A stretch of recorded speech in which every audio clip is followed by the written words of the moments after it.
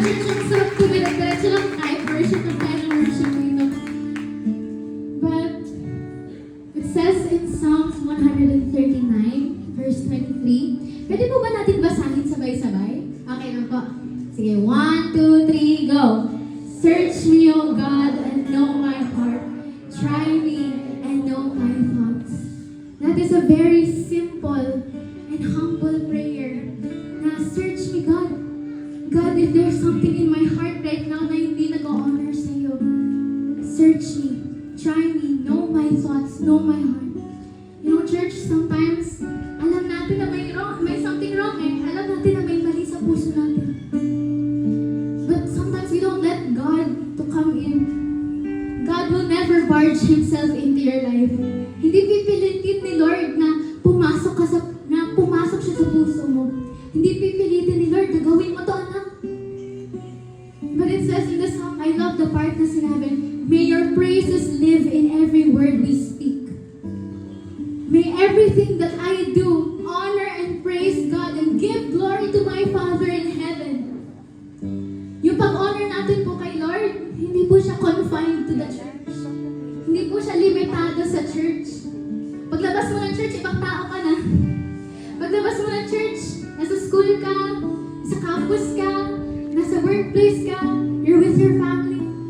Honoring God and living out His praises in your life is not confined here sa church. This is a simple and powerful prayer. Search me, O God, and know my heart. If there's something wrong in my heart right now, Lord, baguhin mo ako. That is that prayer.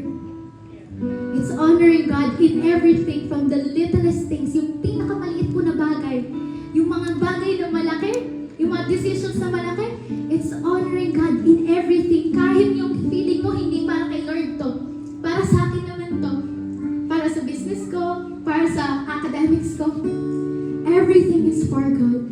May His praises be so alive in you, and so evident in you, and so real to you. Hindi ka lang Christian, or hindi ka lang nag-a-attend ng church by name, or label lang siya, but you honor God and you're so in love with Him that you cannot help but go into your campus, go into your workplace, and honor Him with everything, and give glory to Him. That's what this song is about. 1,000 hallelujahs we lift up to your name. But even that is not enough. Pero this is what we can give God, to honor Him and glorify Him in everything, whether nakikita man o hindi, whether na pansin man o hindi. That is our prayer. So let us all bow our heads and close our eyes. Let's pray. Lord, we thank you for this morning.